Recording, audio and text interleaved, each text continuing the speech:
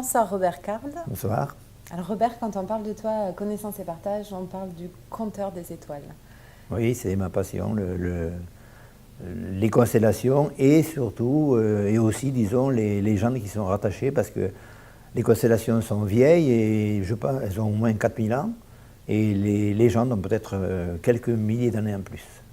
Est-ce que tu pourrais nous parler un petit peu de cette passion? À quel âge tu as commencé à t'intéresser aux étoiles? C'est-à-dire que j'étais un enfant très passionné par la nature en général et les animaux en particulier. Ma grande passion, ce n'est pas l'astronomie, c'est les animaux. Mais bon, je n'ai pas pu faire de travail auprès des animaux, il aurait fallu que je fasse des études en biologie animale. Et à l'âge de 10 ans, j'ai un frère aîné qui m'a montré la grande ourse, alors qu'on faisait un feu de camp. Et moi, donc, comme j'étais un enfant curieux, je n'avais jamais pensé à regarder les étoiles, et donc je lui ai posé des questions. Et cette étoile à côté de la grande ourse, il n'y a pas que celle-là, il y en a plein, regarde. Mais lui, il connaissait que ça. Et comme il avait 10 ans de plus que moi, excusez-moi, il a eu la bonne idée de m'acheter un livre d'astronomie pour enfants, qui est un livre sur lequel il n'y avait aucune photo, parce qu'on n'avait pas encore fait de conquête spatiale. On n'était pas allé sur la Lune ni rien, c'était tout des dessins.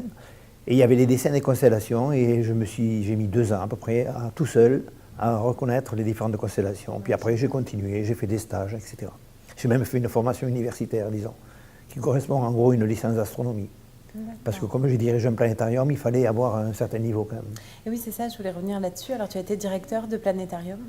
Voilà, je faisais de plus en plus d'astronomie, et un jour, je faisais des stages au niveau national, des stages nationaux d'astronomie, et un jour, j'ai fait un stage dans un planétarium à Méribel, dans les Alpes, et ça m'a donné l'idée de faire un planétarium en Charente, alors qu'il n'y en avait pas du tout. Le plus proche d'Angoulême, c'était à Nantes vers le nord, et à Nîmes vers le sud. Donc il y avait tout le grand sud-ouest où il n'y avait aucun planétarium à l'époque, je parle des années 89-90, et j'ai fait un projet de planétarium au Conseil général.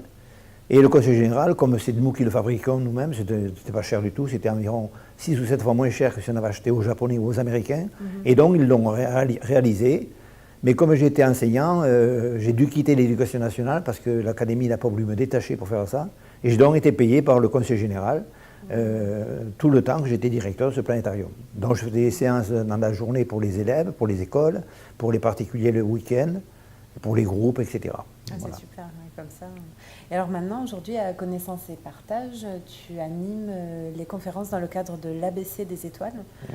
Ça consiste en quoi à peu près? Voilà, ma passion dans l'astronomie, ça a toujours été la vulgarisation. J'ai toujours aimé enseigner aux autres, même je me rappelle, comme j'ai aimé les animaux, j'ai des photos où j'étais dans les écoles à l'âge de 15-16 ans, je montrais les serpents vivants aux enfants, couleuvres et vipères. Et donc, j'ai toujours aimé enseigner, et enseigner des choses basiques. Et donc, je me suis spécialisé dans l'éducation de l'astronomie dans les écoles. J'ai fait environ 250 000 élèves pendant 20 ans où j'ai fait ça. Parce qu'après, j'ai quitté le planétarium et ensuite, je suis allé directement dans les écoles, en contact avec les maîtres et les enfants. C'était vraiment super. Et j'ai arrêté en 2014, en juin 2014, et je suis venu habiter dans la région ici pour trouver le soleil. Et j'avais envie de continuer l'astronomie, bien sûr, et j'ai fait connaissance avec Connaissance et Partage. Et puis, la sympathie s'est liée tout de suite, et donc je milite avec cette association. C'est vrai qu'une chose qui anime vraiment tous les membres de l'association, c'est ça, c'est de diffuser les savoirs, partager, voilà. Vulgariser les Parce que souvent, il y a des gens qui connaissent l'astronomie dans des clubs d'amateurs, je ne parle pas des professionnels. Dans des clubs amateurs, il y a des gens qui connaissent l'astronomie, mais si vous voulez, ils parlent pour eux. J'ai animé des clubs en Charente, et souvent, vous avez 10-12 nouveaux qui viennent à chaque mois de septembre, parce que c'est le début de la nouvelle année, et 3 mois après, il n'y a plus personne.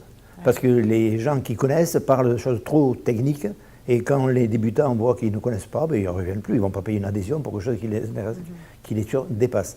Moi, je veux faire des choses simples. Des fois, peut-être qu'il y en a qui disent que c'est vraiment trop bébête, trop simple, mais je préfère faire simple que trop compliqué. J'aime autant, si chaque personne peut partir de la séance en ayant appris 3 ou 4 choses, ben, je suis content. Oui, et puis ça marche, puisqu'on voit que toutes les conférences sont pleines. Oui, donc, une fois par mois, il y a les conférences ici, au Palais des Sports de Castelnau, dans le cadre de l'ABC des étoiles.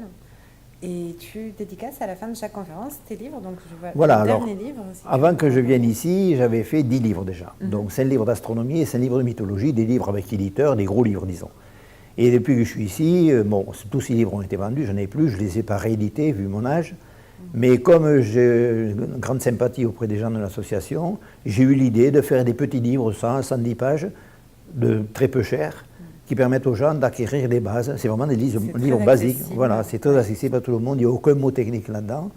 Et donc j'en ai fait 4 depuis que je suis ici, ça fait maintenant 1 an que je suis là, j'en ai fait déjà 4.